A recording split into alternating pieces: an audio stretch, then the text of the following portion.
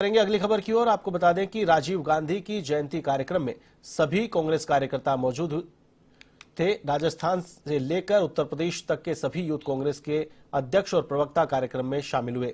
इस सिलसिले में यूथ कांग्रेस के प्रवक्ता रवीश सिकदार से खास बातचीत की हमारे संवाददाता सौम्या मिश्रा ने।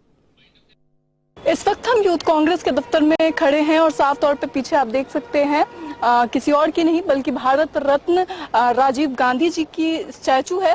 आज उनका जो 80th बर्थडे है वो मनाया जा रहा है। साफ तौर पर लोग भावपूर्ण श्रद्धांजलि दे रहे हैं और इस सिलसिले में हमारे साथ बातचीत के लिए यूथ कांग्रेस के प्रवक्ता मौजूद हैं। सर, सबसे पहले आपका बहुत बहुत स्वागत है हमारे चैनल।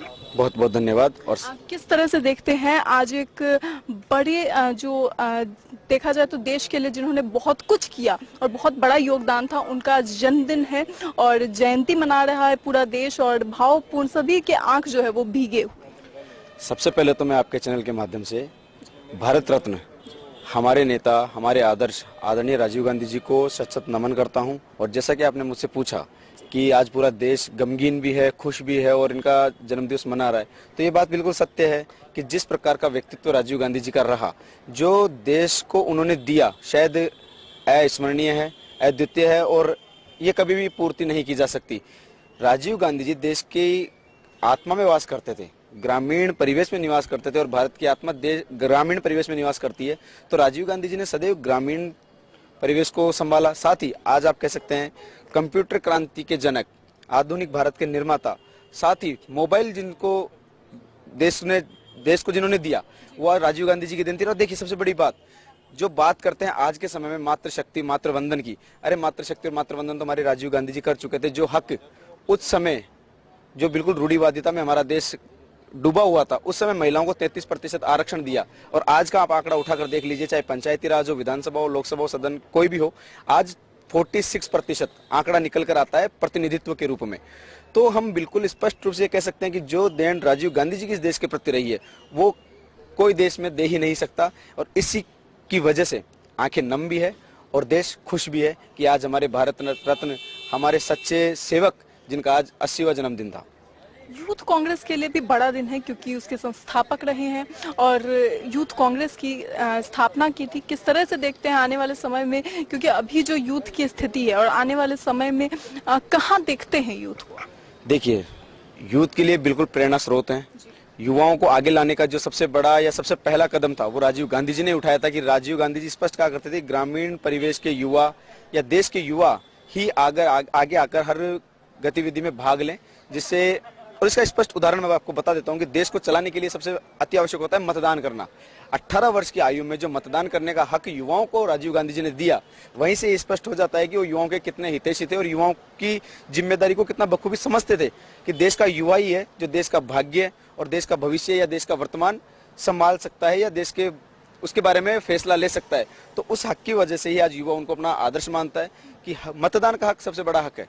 और 18 वर्ष की आयु में देश की कमान मत के आधार पर युवाओं के हाथ में देना, ये राजीव गांधी जी की देन थी। तो राजीव गांधी जी युवाओं के आदर्श हैं और युवाओं की, मैं तो कहता हूं कि प्रेरणा भी है और रग रग में आज भी वास करते हैं। क्योंकि राजीव गांधी जी के भाव, व्यक्तित्व इस प्रकार का था कि युवा उनसे सीखता ही है। आज आप देख रहे होंगे कि युवा कांग्रेस ने जो जन्मदिन मनाया उसमें राजीव गांधी जी की पुस्तकें भेंट की जा रही थी।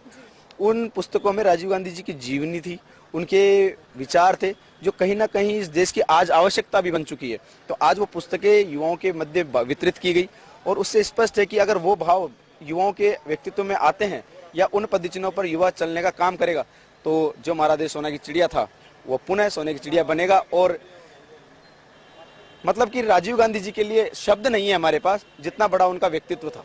किस तरह से देखते हैं, क्या यूथ कांग्रेस कोई कठोर कदम उठाएगा आने वाले समय में ताकि जो सपने थे राजीव गांधी जी के और इसके साथ ही जो प्रेरणा आज तक चली आ रही है उसे आगे भी बढ़ाया जा सके? देखिए, यूथ कांग्रेस आज भी राजीव गांधी जी के पदचिन्हों पर चल रहा है। उनका जो सपना था कि हमारा भारत एक विकसित भारत हो, वो अल्प आयु के अंदर इस दुनिया से चले गए।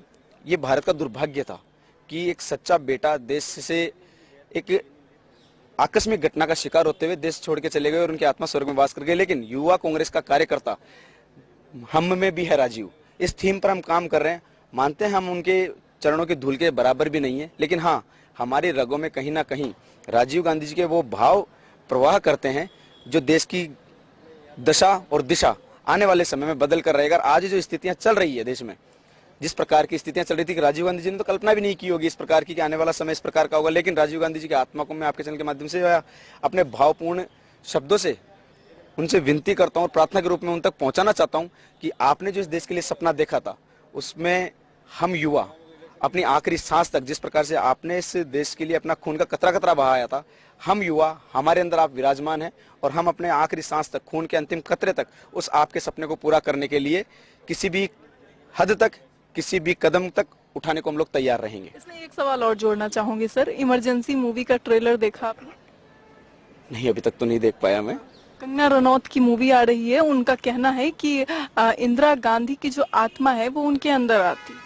देखिए, कंगना रनावत जी इतना बड़ा कोई व्यक्तित्व है ही नहीं, या वो एक, मैं कह सकता हूँ कि मानसिक रूप से पता नहीं क्या है क्या नहीं, कि आज आयरन लेडी के ऊपर वो मूवी बना रही है। आयरन लेडी का वो जो एक अभिनेता के रूप में वो अपने आप को ला रही है, तो किस तरह से? अब आप खुद देखिए, जो भाजपा का टिकट लेकर सांसद बनी है, लेकिन व्यक्तित्व किनका फॉलो कर रही है? इंदिरा गांधी जी का। मगर उनका कहना है कि वो इमरजेंसी के काले सच को बाहर ला रहे हैं। वो सिर्फ और सिर्फ जनता को गुमराह करने के लिए किया जा रहा है कि हाँ, मैं उनका रूप धारण कर लूं। अरे वही, आप इंदिरा गांधी जी के चरणों की धूल के समान भी नहीं है, कण के समान भी नहीं है, लेकिन वो उनका एक, वो फिल्म इंडस्ट्री से आई है, जिसको हम एक दूसरा नाम भी बोल सकते हैं। मैं वरिष्ठ प्रतिष्ठित चैनल के माध्यम से उस वर्ग को वो नाम से नहीं नवाजूंगा, लेकिन वो एक जिस किरदार में है वो पूरा देश देख चुका है। वो किस प्रकार के हास्यास्पद बातें करती है, विवादास्पद बातें करती हैं, जिनका कोई मोरल नहीं है, धरातल पर कोई भी वजूद नहीं है उन बातों का।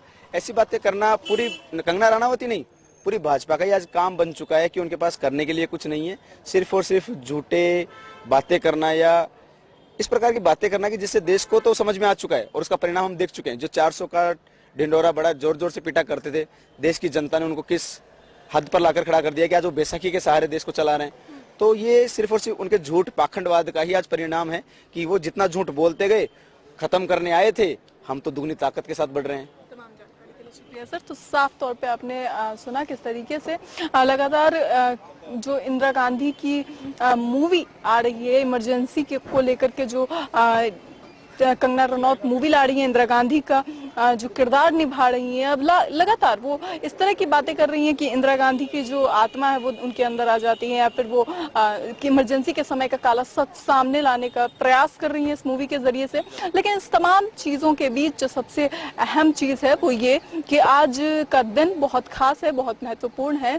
यूथ कांग्रेस के संस्थापक रहे, भारत रत्न से नवाजित साफ तौर पर राजीव गांधी जी का जन्मदिन है। 8 दशक हो चुके हैं, लेकिन आज भी उनके इस दिन पर, उनके जन्मदिन पर लोगों की आंखें भाव विहीन हो जाती है। कैमरा जर्नलिस्ट राधे के